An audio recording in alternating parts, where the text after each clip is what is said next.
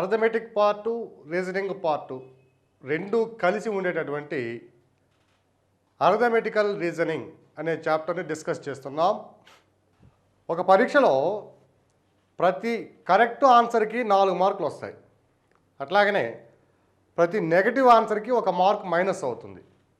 ఆ విద్యార్థి ఆ పరీక్షలో 60 ప్రశ్నలు గుర్తిస్తే, అంటే 60 ప్రశ్నలకు సమాధానాలు పెడితే అతనికి 130 మార్కులు వచ్చాయి. అయినా కరెక్ట్గా అతను అటెంప్ట్ చేసినటువంటి ప్రశ్నల సంఖ్య ఎంత అంటున్నారు.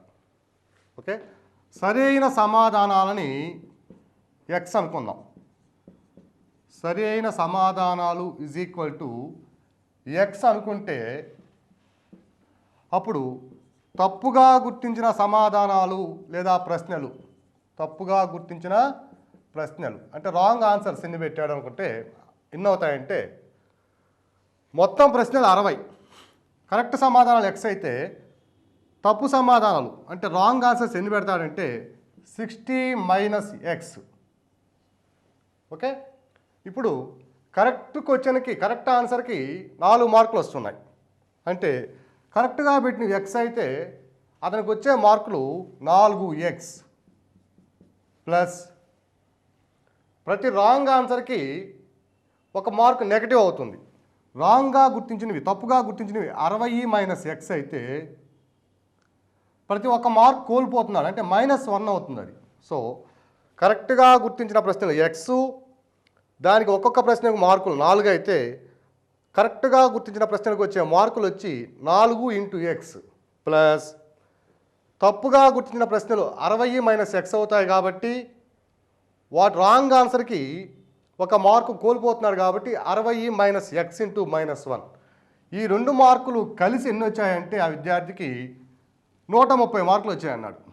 130 మార్కులు. So 4x plus 60 minus X into -1 is equal to 130. -1 into 60 -60 -1 into -x plus x is equal to 130. 4x plus x is equal to 5x. 130 plus 60. Okay, 130 ఒక 60 190. 5x ఈజ్ ఈక్వల్ టు 190 అయితే x is equal to 190/5. 5 3 15, 4 0, 5 8 40. 5 3 15, 4 0, 5 8 40. So x is equal to 38 అయినాయి. మనం x అంటే ఏమనుకున్నామంటే సరిగా గుర్తించిన ప్రశ్నల సంఖ్య అనుకున్నాం. ఆయన అడిగింది కూడా ప్రాబ్లంలో సరిగా గుర్తించిన ప్రశ్నల సంఖ్య ఎంత అంటే 5x ఈజ్ ఈక్వల్ 190 అయింది కాబట్టి x is equal to 38. Therefore ఆ విద్యార్థి ఆ పరీక్షలో సరిగా గుర్తించిన ప్రశ్నల సంఖ్య is equal to 38. Next problem. ఒక సైనిక శిబిరంలో 1200 మంది సైనికులు గలరు. ప్రతి 15 మంది సైనికులకు ఒక కెప్టెన్ గలడు. అయినా ఆ శిబిరంలోని కెప్టెన్ల సంఖ్య ఎంత? సాధారణంగా విద్యార్థి ఎక్కడ తప్పు చేస్తాడంటే 1200 మంది సైనికులు ఉన్నారు. ప్రతి 15 మందికి ఒక కెప్టెన్ ఉన్నాడు కాబట్టి 1200/15 వేస్తారు.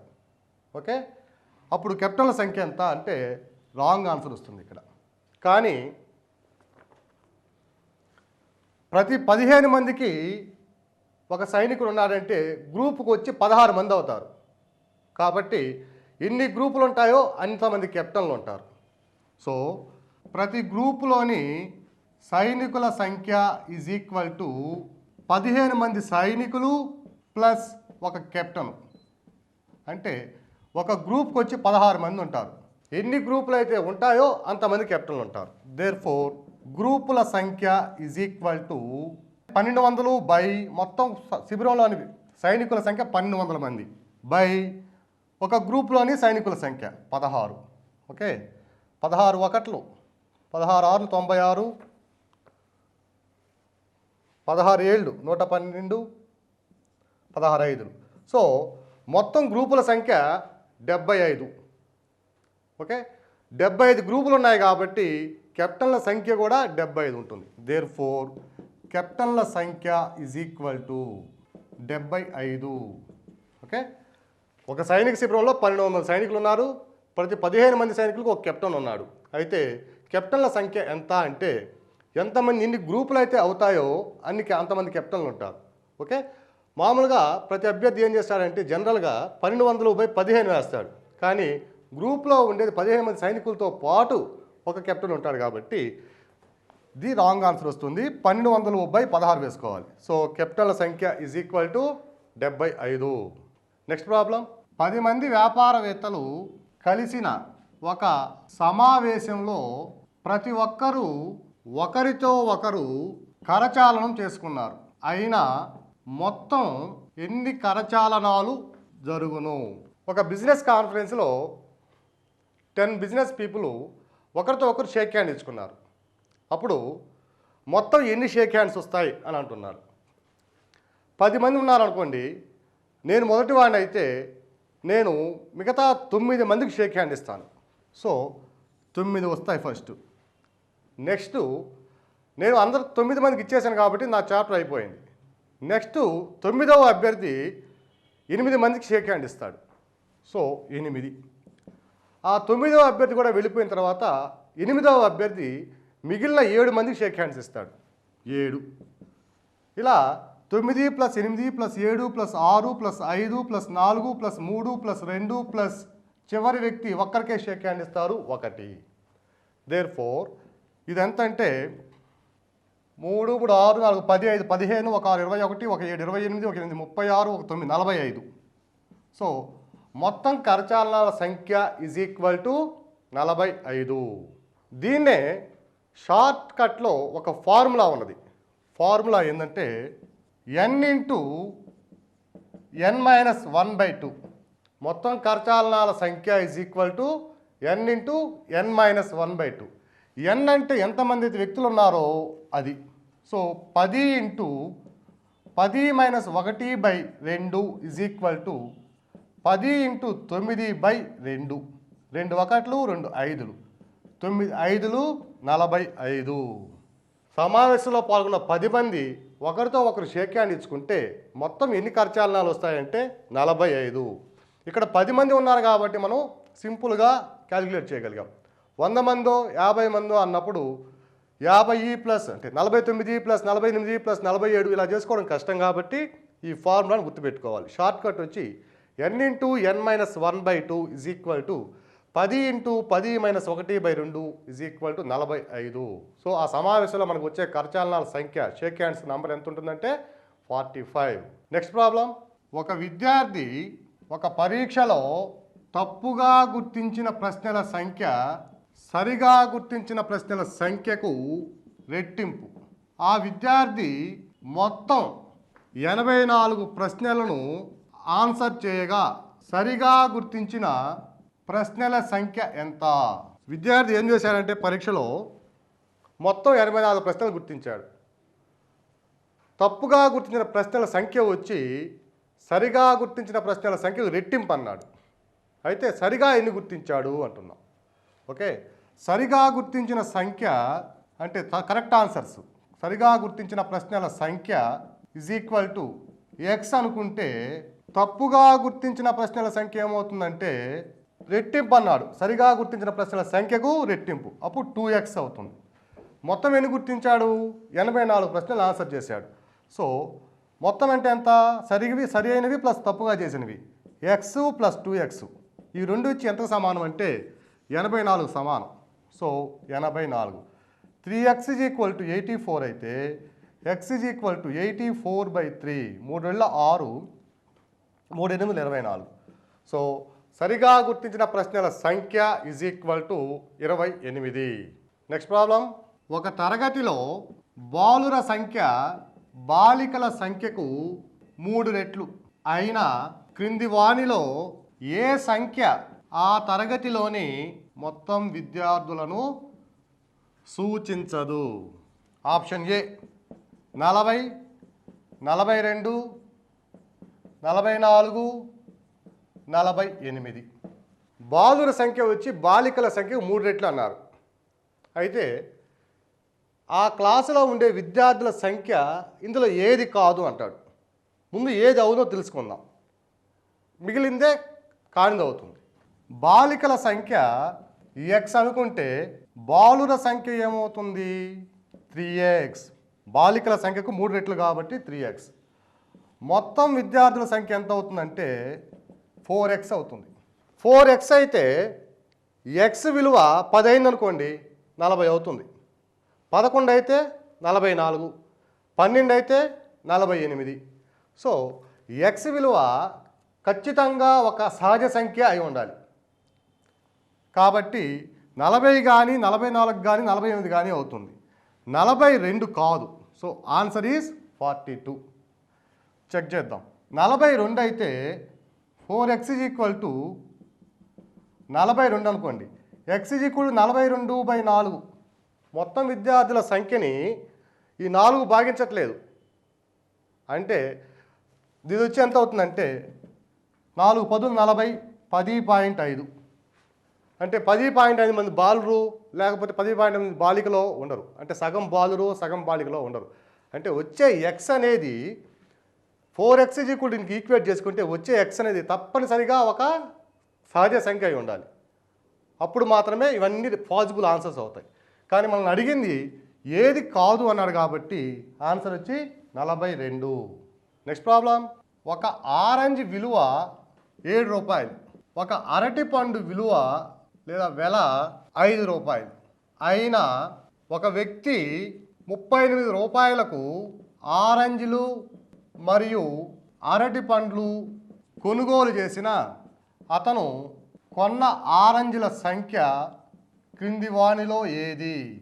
ఆప్షన్స్ 1 2 3 4. ఒక ఆరెంజ్ పండు విలువ 7 రూపాయలు, అరటి పండు విలువ 5 రూపాయలు, మొత్తం 38 రూపాయలకు కొన్నాడు ఆయన. ఆరెంజ్లు అరటి పండ్లు కలిసి 38 రూపాయలకు కొన్నాడు. అయితే ఆ 38 రూపాయల్లో అతను ఎన్ని ఆరెంజ్ పండ్లు కొనుంటాడు అని అంటున్నాడు. సో అతను కొన్న ఆరెంజ్ల సంఖ్య ఎంత అన్నాడు. 4 ఆప్షన్స్ ఇచ్చాడు. ఒక ఆరెంజ్ కొన్నాడు అనుకోండి, ఒక ఆరెంజ్ 7 రూపాయలు ప్లస్ మిగిలింది వచ్చి 38 రూపాయలు సమానం కావాలి. లేదా ఒక ఆరెంజ్ కొనుగోలు చేస్తే 38 రూపాయల్లో 7 రూపాయలు పోతాయి, ఇంకా 31 రూపాయలు వస్తుంది. 31 రూపాయలకి ఎన్ని బనానాస్ వస్తాయంటే అరటి పండ్లు 30 రూపాయలు వస్తాయి, కానీ 1 రూపాయి మిగిలిపోతుంది. అలా జరగడానికి లేదు. So option A is wrong. 2 ఆరెంజ్లు కొన్నాడు అనుకోండి, 2 × 7 14 రూపాయలు అవుతాయి. 38 రూపాయల్లో 14 పోతే 4 2 24 రూపాయలు మిగులుతాయి. 24 రూపాయలకి 4 బనానాస్ 4 అరటి పళ్ళు వచ్చి 4 రూపాయలు మిగులుతాయి. కాబట్టి మిగలకూడదు. ఇది కూడా రాంగ్. 3 ఆరెంజ్లు కొన్నాడు అనుకోండి, 3 ఏళ్ళు 21 రూపాయలు అవుతాయి. 38 రూపాయల్లో 21 పోతే 8 ఒకటి పోతే 7 17 రూపాయలు వస్తాయి. 17 రూపాయలకి 3 బనానాస్ వస్తాయి, ఇంకా 2 రూపాయలు మిగులుతాయి. అలా జరగడానికి లేదు. నెక్స్ట్ 4 ఆరెంజ్లు కొంటే 4 ఏళ్ళు 28 రూపాయలు అవుతాయి, మొత్తం 38 రూపాయలు. 38 28 పోతే 10 10 రూపాయలకి కరెక్ట్గా 2 బనానాస్ వస్తాయి. సో అతను కొనుగోలు చేసిన అరటిపళ్ళు ఏంటంటే 2, ఆరెంజ్లు 4. ఓకే, అరటిపండ్ల విలువ 2 × 5 10, ఆరెంజ్లు 4 4 × 7 28, మొత్తం 38. ఆయన ఖర్చు పెట్టింది కూడా 38 రూపాయలు. సో అతను కొన్నటువంటి ఆరెంజ్ల సంఖ్య = 4. Next problem. ఒక వ్యాపారి మొదటి రోజు 1 రూపాయి, రెండవ రోజు 2 రూపాయలు, మూడవ రోజు 4 రూపాయలు, నాలుగవ రోజు 8 రూపాయలు ఆదాయాన్ని పొందుతున్న 10 రోజుల తరువాత అతని మొత్తం ఆదాయం ఎంత? మొత్తం ఆదాయం ఎంత? Option A 2⁹, 2⁻10, 10² 10. ఎన్ని రూపాయలు అంటున్నాడు. ఒక వ్యాపారికి మొదటి రోజు 1 రూపాయి ఆదాయం వచ్చింది, రెండవ రోజు 2 రూపాయలు ఆదాయం వచ్చింది, మూడవ రోజు 4 రూపాయలు. అంటే రోజు రోజుకి ముందు రోజు కంటే రెట్టింపు అవుతూ వస్తుంది ఆదాయం. 10 రోజుల తర్వాత అతని ఆదాయం ఎంత అంటున్నాడు. 1వ రోజు 1 రూపాయి, రెండవ రోజు 2 రూపాయలు, మూడవ రోజు 4 రూపాయలు, నాలుగవ రోజు 8 రూపాయలు. ఇక్కడ ఆన్సర్స్ బేస్ 2 అంటే భూమి 2గా ఇచ్చినాడు, భూమి 10గా ఇచ్చినాడు. దాని ప్రకారం మనం ఆన్సర్ని టాలీ చేసుకోవాలి లేదా కనుగొనాలి. 1 రూపాయిని ఏం రాసుకోవచ్చు అంటే 2⁻0 అని రాసుకోవచ్చు. 2 రూపాయలని 2⁻1, 4ని 2 స్క్వేర్, 8ని 2 క్యూబ్. ఓకే, ఇట్లా 10వ రోజుకు వచ్చేసరికి ఎన్ని ఉంటుందంటే 1వ రోజు వచ్చినప్పుడు ఇక్కడ 0 ఉంది, 2వ రోజు వచ్చినప్పుడు ఇక్కడ 1 ఉంది, 3వ రోజు వచ్చినప్పుడు ఇక్కడ 2 ఉంది, 4వ రోజు వచ్చినప్పుడు ఇక్కడ 3 ఉంది. అంటే 10వ రోజు వచ్చేసరికి ఇక్కడ 10లో 1 తగ్గుతుంది, వచ్చి ఎంత అవుతుందంటే 2⁹. అంటే 10వ రోజు అతని ఆదాయం వచ్చి 2⁹ ఉంది. ఓకే, కానీ ఇక్కడ 10 రోజుల తరువాత అతని మొత్తం ఆదాయం ఎంత అన్నాడు కాబట్టి ఈ మొత్తం కూడితే వచ్చేది ఆన్సర్ అవుతుంది. Okay, 2⁻0 + 2⁻1 + 2 square + 2 cube + etcetera 1 up to 2⁹. ఇవన్నీ కూడాలి. కానీ ఇక్కడ ఆప్షన్స్లో 2⁹ వచ్చింది కాబట్టి 10వ రోజున అని మార్చుకోవాలి దీన్ని, ప్రాబ్లమ్ని. 10వ రోజున అతని ఆదాయం ఎంత అంటే ప్రాబ్లం సూట్ అవుతుంది. ఓకే, 10వ రోజున అతని ఆదాయం ఎంత అంటే 2⁹.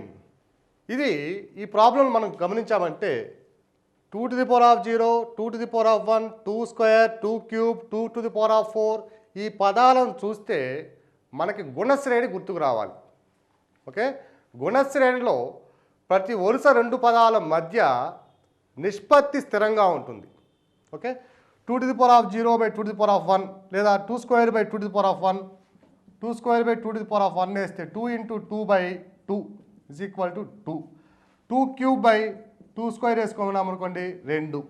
ఇలా ఇచ్చినటువంటి ప్రతిరోజు అతని ఆదాయాలు గుణశ్రేణిలో ఉన్నాయి. గుణశ్రేణిలో nవ పదము = గుణశ్రేణిలో nవ పదము = a × r⁻n−1. ఇక్కడ a వచ్చి 2, మొదటి పదం వచ్చి ఇక్కడ 2⁻0 కాబట్టి 1 అవుతుంది, a వచ్చి 1, r ఎంత ఇప్పుడే చూసాం 2² 2⁻1 = 2 రేషియో ఇంటూ n అంటే 10వ రోజు అడిగాడు కాబట్టి n = 10 minus 1, that is equal to 1 into దేని 1తో దేన్ని పెంచినా అదే విలువ వస్తుంది. సో 2⁻10 - 1 = 2⁹. 10వ రోజున అతని ఆదాయము = 2⁹ రూపాయలు. ఇక్కడ ప్రాబ్లం మార్చాము, 10వ రోజున అతని ఆదాయం ఎంత అని రాసుకున్నాం. నెక్స్ట్ ప్రాబ్లం, ఒక కోతి 120 అడుగుల ఎత్తుగల ఒక స్తంభం పైనున్న ఒక పండును తీసుకొనుటకు ఉదయం 8 గంటలకు ఆ స్తంభాన్ని ఎక్కడం ప్రారంభించను. కానీ ఆ కోతి ప్రతి గంటకు 30 అడుగులు ఎక్కగా 20 అడుగులు జారిపోతున్నది. అయినా ఆ కోతి ఏ సమయంలో ఆ అరటి పండును అందుకోగలదు? ఇప్పుడు ఒక స్తంభం ఉన్నది, ఆ స్తంభం ఎత్తు ఎంత అంటే 120 అడుగులు, 120 feet. ఒక కోతి ఆ స్తంభాన్ని ఎక్కుతూ ఉన్నది. ఎక్కి ఇక్కడ ఉన్నటువంటి ఒక పండును తీసుకోవడానికి ఉదయం 8 గంటలప్పుడు తన ప్రయాణాన్ని అంటే ఎక్కడం ప్రారంభిస్తే ఏ సమయంలో ఆ అరటి పండును తీసుకోగలదు అంటున్నారు. ఓకే, సో 1 గంటలో కోతి ఎక్కే ఎత్తు = 30 అడుగులు ఎక్కుతుంది, 20 అడుగులు జారిపోతుంది. సో నెట్ అసెంట్ అంటే మొత్తం మీద గంటలో ఎంత ఎక్కుతుంది అంటే 30 - 20 = 10 అడుగులు ఎక్కుతుంది. ఓకే, సో గంటకి 10 అడుగులు ఎక్కితే 120 అడుగులు ఎక్కడానికి ఎంత సమయం పడుతుందంటే 12 గంటలు పడుతుంది అని అభ్యర్థి సాధారణంగా ఊహిస్తాడు. సో ఆప్షన్స్ 10, 12 ఇట్లా గంటలు ఇస్తే మనం దేనికి పోతామంటే 12 గంటలకు పోతాం. కానీ అది తప్పు. ఎందువల్ల అంటే గంటకి 10 అడుగులు ఎక్కితే చివరిలో ఉన్న 30 అడుగులు ఒకేసారి ఎక్కేస్తుంది. ఎక్కిన తర్వాత జారిపోతుంది కోతి. 30 అడుగులు ఎక్కితే తర్వాత జారిపోతుంది అన్నాడు. ఓకేనా? సో గంటకు 30 అడుగులు ఎక్కితే చివరి 30 అడుగులని ఒక గంటలో ఎక్కేస్తుంది. చివరి 30 అడుగులని ఒక గంటలో ఎక్కేస్తుంది. సో 30 అడుగులు చివరికి పోతే ఇంకెంత మిగిలిందంటే 90 అడుగులు మిగిలింది ఇక్కడ. ఓకే, సో 90 అడుగులు ఎక్కడానికి పట్టే సమయము ఈజ్ ఈక్వల్ టు 10 గంటలు, 9 గంటలు. గంటకి 10 అడుగులు ఎక్కుతుంది కాబట్టి 90 అడుగులు ఎక్కడానికి పట్టే సమయము ఈజ్ ఈక్వల్ టు 9 గంటలు. చివరి 30 అడుగులు ఎక్కుడికి ఎంత సమయం పడుతుందంటే 1 గంటలో ఎక్కేస్తుంది. చివరి 30 అడుగులు 1 గంటలో ఎక్కేస్తుంది. ఓకే, సో మొత్తం ఎన్ని గంటలు పట్టిందంటే 10 గంటలు పట్టింది. ఓకే, ఉదయం 8 గంటలకు స్టార్ట్ చేసింది ఎక్కడం. ఎన్ని గంటలకు ఎక్కుతుందంటే ప్లస్ 10 గంటలు. 8 గంటల నుంచి 10 గంటలు పట్టింది కాబట్టి 10 + 8 18 గంటలు అయింది. 18 గంటలు అంటే సాయంత్రము 6 గంటల సమయం. -12 చేసుకుంటే 6 PM. సో అది ఎక్కే సమయము ఈజ్ ఈక్వల్ టు సాయంత్రం 6 గంటలకి ఆ అరటి పండుని ఆ కోతి అందుకోగలదు. Okay, right. ఒక కోతి 120 అడుగులు ఎత్తుగల ఒక స్తంభం పైన ఉన్న ఒక పండును తీసుకుంటే ఉదయం 8 గంటలకు ఆ స్తంభాన్ని ఎక్కడం ప్రారంభించను. కానీ ఆ కోతి ప్రతి గంటకు 30 అడుగులు ఎక్కగా 20 అడుగులు జారిపోతున్నది. 20 అడుగులు జారిపోతున్నది. అయినా ఆ కోతి ఏ సమయంలో అరటిపండు అందుకోగలదంటే, ఒక గంటలో కోతి ఎక్కే ఎత్తు ఎంత అవుతుందంటే మొత్తం 30 అడుగులు ఎక్కింది కానీ 20 అడుగులు జారిపోతున్నది. సో 30 - 20 10 అడుగులు. గంటకి అది ఎక్కగలిగిన ఎత్తు ఈజ్ ఈక్వల్ టు 10 అడుగులు. చివరి 30 అడుగులు 1 గంటలో ఎక్కేస్తుంది. సో ఆ 30 అడుగులు తీసేస్తే మిగిలిన 90 అడుగులు ఎన్ని గంటలు ఎక్కుతుందంటే 9 గంటలు పడుతుంది. ఈ 30 అడుగులు ఎక్కిన తరువాత జారిపోతుంది కాబట్టి ఎక్కగానే అరటిపండు తీసేసుకుంటుంది కాబట్టి ఆ జారిపోయే సమయాన్ని మనం అక్కడ ఆ చివరి గంటలో మనం పరిగణించవలసిన అవసరం లేదు. సో ఈ 90 అడుగులు ఎక్కడానికి 9 గంటలు, ఈ 30 అడుగులు ఎక్కడానికి 1 గంట, మొత్తం 10 గంటలు పడుతుంది. 10 గంటలు అంటే ఉదయం 8 నుంచి స్టార్ట్ చేస్తే దానికి 10 కనుక కలిపితే 18 గంటలు అవుతుంది. 18 అంటే 18 - 12 అంటే సాయంత్రం 6 గంటలకి ఆ కోతి ఆ స్తంభం పైన ఉన్నటువంటి అరటి పండును అందుకోగలదు. Next problem. ఒక విందులో కొంతమంది వ్యక్తులు పాల్గొన్నారు. వారిలో ప్రతి ఇద్దరు ఒక అన్నం గిన్నెను, ప్రతి ముగ్గురు ఒక పప్పు గిన్నెను, ప్రతి నలుగురు ఒక రసం గిన్నెను వినియోగించారు. మొత్తం 65 గిన్నెలు వినియోగించబడిన ఆ విందులో పాల్గొన్న వ్యక్తుల సంఖ్య ఎంత? ఒక పార్టీలో కొంతమంది వ్యక్తులు పాల్గొన్న వ్యక్తుల్లో ప్రతి ఇద్దరు వ్యక్తులు ఒక అన్నం గిన్నెను, ఒక రైస్ బౌల్ ఇచ్చేశారు. అట్లాగే ప్రతి ముగ్గురు వ్యక్తులు ఒక దాల్ బౌల్, ఒక పప్పు గిన్నెను వినియోగించారు. ప్రతి నలుగురు వ్యక్తులు ఒక రసం గిన్నెను వినియోగించారు. చివరిలో 65 గిన్నెలు వినియోగించబడ్డాయి. మొత్తం టోటల్ నెంబర్ ఆఫ్ బౌల్స్ వచ్చి 65. అయితే విందులో పాల్గొన్న వ్యక్తుల సంఖ్య ఎంత? ఆ గిన్నెల సంఖ్యను బట్టి మనం వ్యక్తుల సంఖ్యను కనుక్కోవాలి. పాల్గొన్న వ్యక్తుల సంఖ్య ఎక్స్ అనుకుందాం. ఎక్స్ అనుకుందాం. అప్పుడు ఎన్ని అన్నం గిన్నెలు యూజ్ చేసి ఉంటారు అంటే వినియోగించబడిన అన్నం గిన్నెలు ఈజ్ ఈక్వల్ టు ప్రతి ఇద్దరు వ్యక్తులు ఒక అన్నం గిన్నె యూజ్ చేశారు కాబట్టి 20 మంది ఉన్నారనుకోండి 10 వస్తాయి, 10 అన్నం గిన్నెలు యూజ్ చేసినట్టు. 40 మంది ఉన్నారనుకోండి 20 అన్నం గిన్నెలు యూజ్ చేసినట్టు. 20 మంది ఉంటే 20/2 ఈజ్ ఈక్వల్ టు 10 అన్నం గిన్నెలు యూజ్ చేసినట్టు. అట్లాగే ఎక్స్ వ్యక్తులుంటే ఎన్ని అన్నం గిన్నెలు వినియోగిస్తారు అంటే x/2. అలాగే వినియోగించబడిన పప్పు గిన్నెలు, ప్రతి ముగ్గురు ఒక పప్పుని యూజ్ చేశారు కాబట్టి x/3. వినియోగించబడిన రసం గిన్నెలు ఈజ్ ఈక్వల్ టు ప్రతి నలుగురు ఒక రసం గిన్నెలు వినియోగించారు కాబట్టి x/4. అయితే ఇప్పుడు ఏమైందంటే మొత్తం వినియోగించిన గిన్నెలు 65 అన్నాడు. సో ఈ అన్నం గిన్నెలు, పప్పు గిన్నెలు, రసం గిన్నెలు అన్నిటినీ కూడితే ఎంతకు సమానం కావాలంటే 65కి సమానం కావాలి. Therefore x/2 plus x/3 plus x/4 is equal to 65. 2కి 3కి 4కి కసాగు. 2 1లు 3 2 2 2 3 6 6 2 12 2 6లు 6 into x 6x 3 4లు 4 into x 4x 4 3లు 3 into x 3x is equal to 65.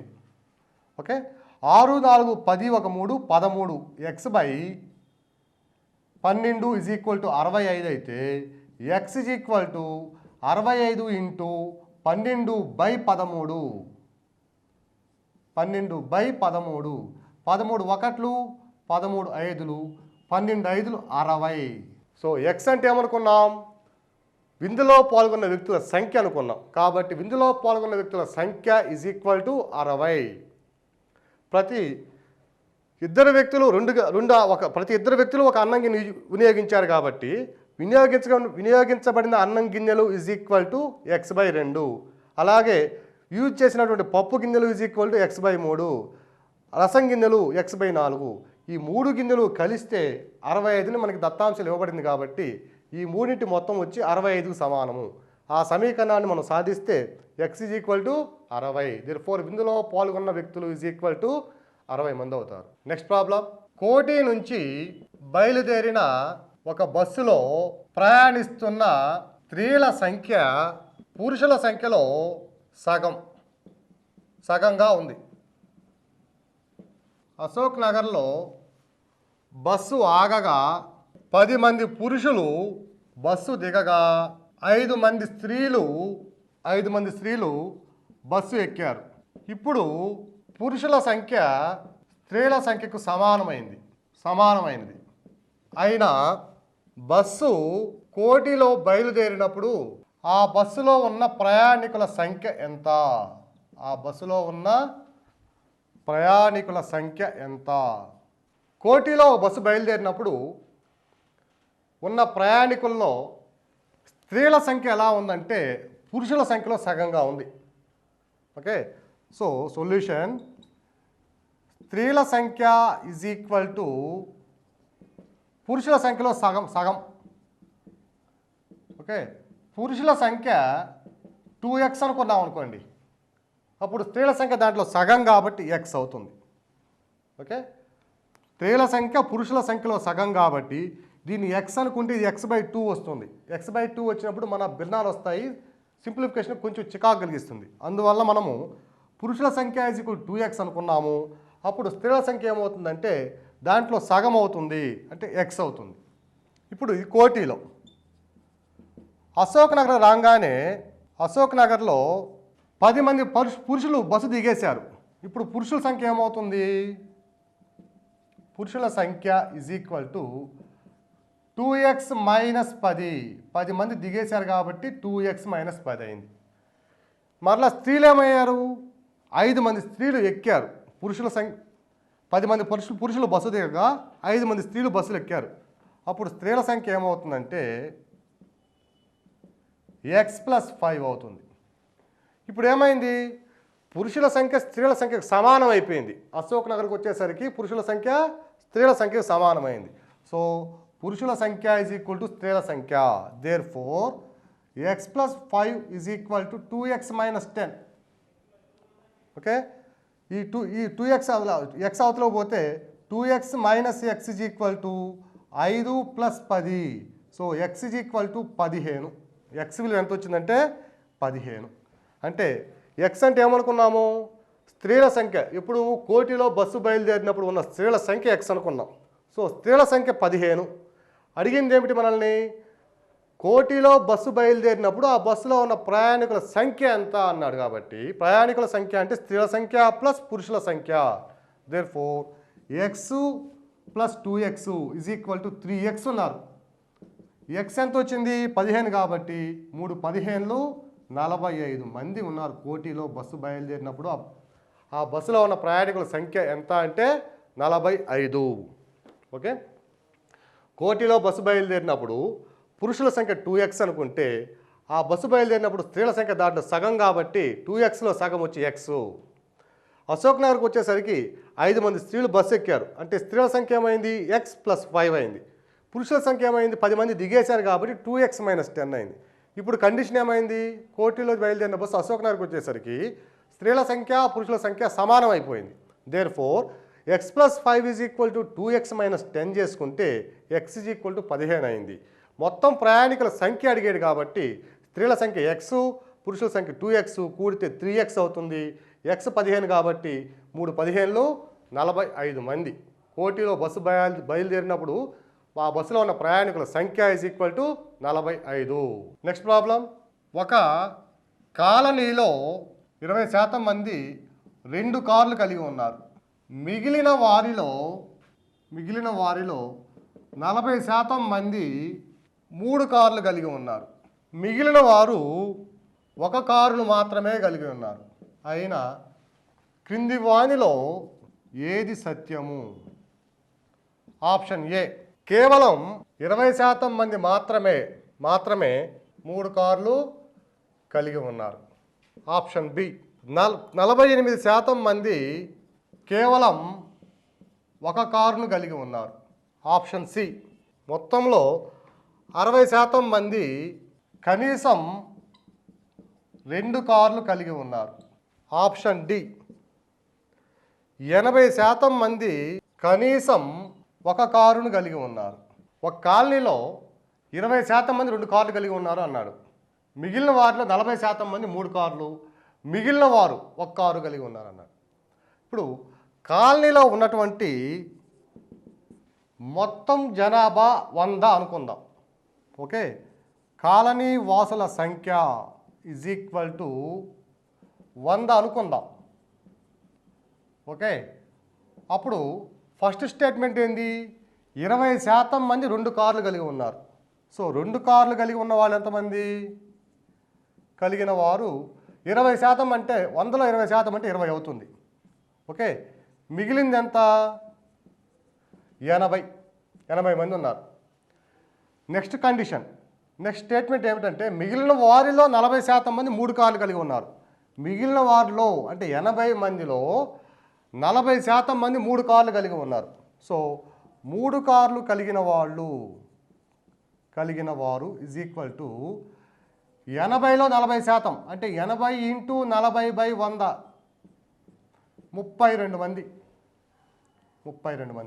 ఇప్పుడు మిగిలింది ఎంత? 80 - 32 = 8, 4. సో మిగిలిన వారు 48. నెక్స్ట్ కండిషన్ ఏంది? మిగిలిన వారు 1 కారును మాత్రమే కలిగి ఉన్నారు. సో 48 మంది 1 కారుని కలిగి ఉన్నారు. ఓకే, ఇచ్చిన కండిషన్ ప్రకారం మనం అన్నీ ఫుల్ఫిల్ చేసాం. ఇప్పుడు ఆప్షన్స్కి వెళ్దాం. కేవలం 20% మంది మాత్రమే 3 కార్లు కలిగి ఉన్నారు. 3 కార్లు కలిగిన వాళ్ళు 32%. 100 అనుకున్నాం కాబట్టి 32% 3 కార్లు కలిగిన వాళ్ళు. సో ఇది రాంగ్.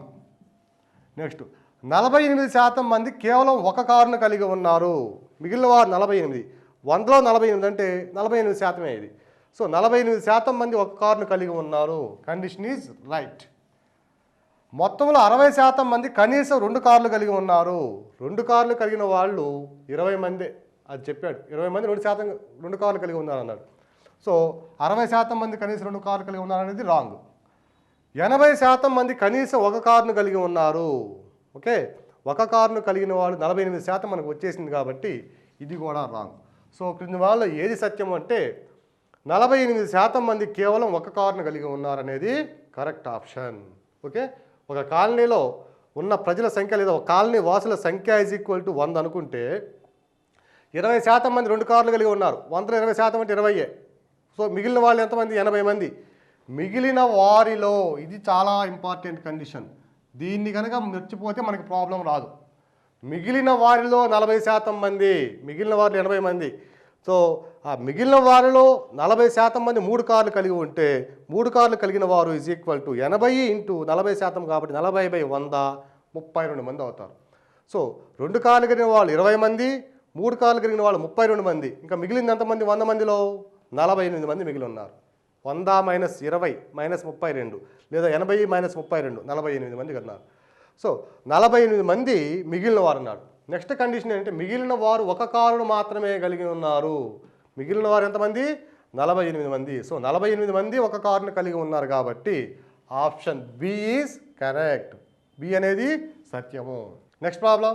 ఒక వ్యక్తి వద్ద 1 రూపాయి నోట్లు, 5 రూపాయల నోట్లు మరియు 10 రూపాయల నోట్లు సమాన సంఖ్యలో గలవు. సమాన సంఖ్యలో గలవు.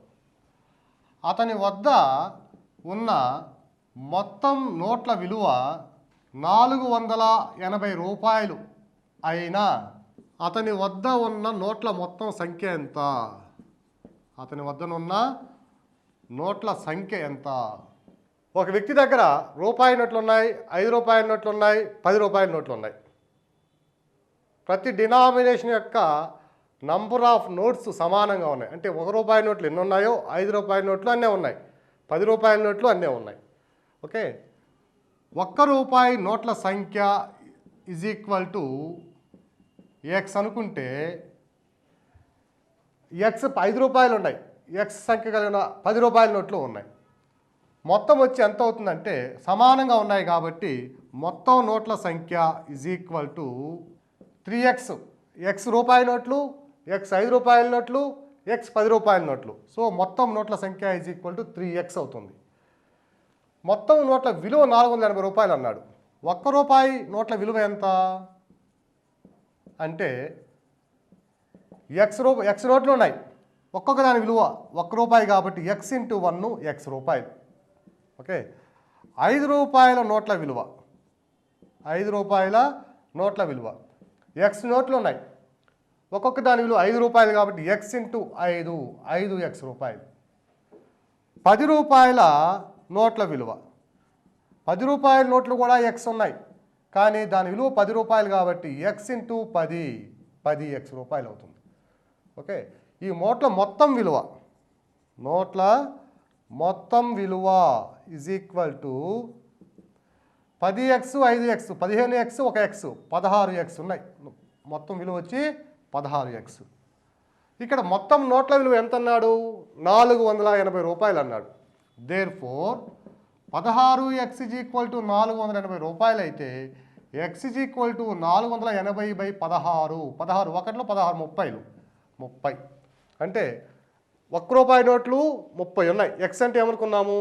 1 రూపాయి నోట్లు. సమాన సంఖ్య కాబట్టి మొత్తం నోట్ల సంఖ్య ఎంత అయింది? 3x అయింది. దేర్ ఫోర్ మొత్తం నోట్ల సంఖ్య ఈజ్ ఈక్వల్ టు 3x కాబట్టి 3 × 30 ఈజ్ ఈక్వల్ ఇప్పుడు 30లు 90. సో అతని దగ్గర ఉన్న మొత్తం నోట్ల సంఖ్య is equal to 90. Next problem.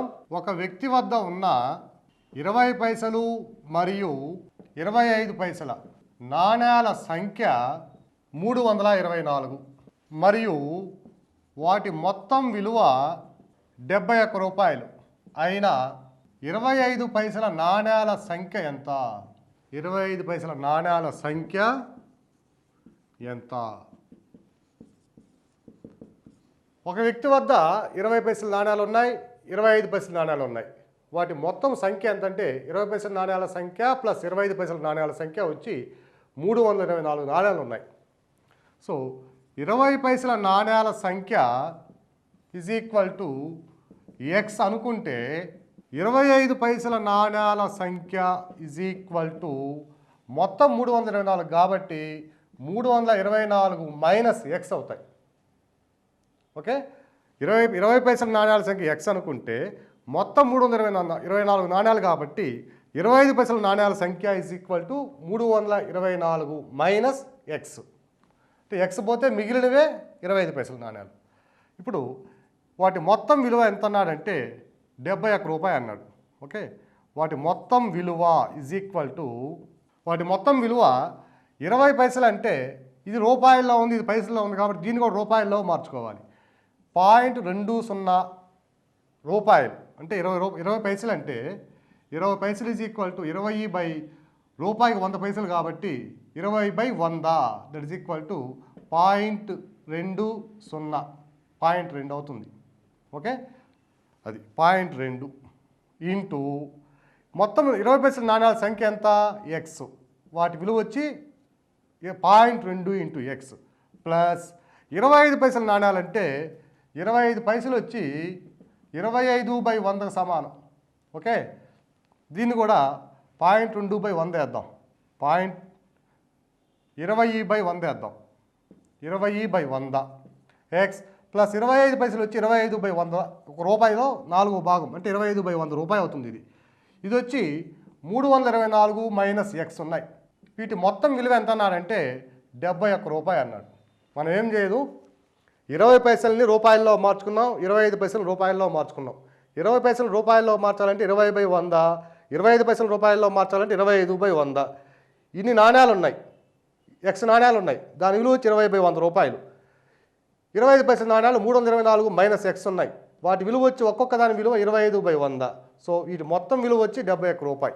Therefore 20x plus 25 into 324 minus X is equal to 71 into 100. ఈ 100 అవతలకు పోతుంది.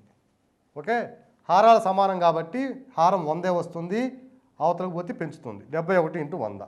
Okay, 20x plus 25 into 324 minus 25x is equal to 71 into 100. So 20x minus 25x minus 5x is equal to 71 into 100 అంటే 7100 minus ఇది plus కాబట్టి అవతలకు పోతే minus అవుతుంది. 25 into 324, 324 25 చేత పెంచాలి. 25 4లు 100. ఓకే, 25 2 50, ఒక 10 60, 25 3 75, ఒక 6 81. So 7100 minus 8100. Okay, minus 5x is equal to minus 1000. Minus minus cancel అవుతే x is equal to 1000/5 is equal to 5 20 100 0 200. X అంటే ఏమనుకున్నాం, 20 పైసల నాణ్యాల సంఖ్య వచ్చి 200 వచ్చింది. మనకు కావాల్సింది 25 పైసల నాణ్యాల సంఖ్య. 25 పైసల నాణ్యాల సంఖ్య is equal to 324 minus X. 20 పైసల నాణ్యాల సంఖ్య ఎక్స్ అనుకుంటే 25 పైసల నాణ్యాల సంఖ్య మొత్తం 324 మైనస్ ఈ నాణ్యాల సంఖ్య 324 minus X. So 324 minus X is equal to X అంటే 200 వచ్చింది కాబట్టి 324 minus 200 is equal to 124. So 25 పైసల నాణ్యాల సంఖ్య వచ్చి 124 అవుతుంది.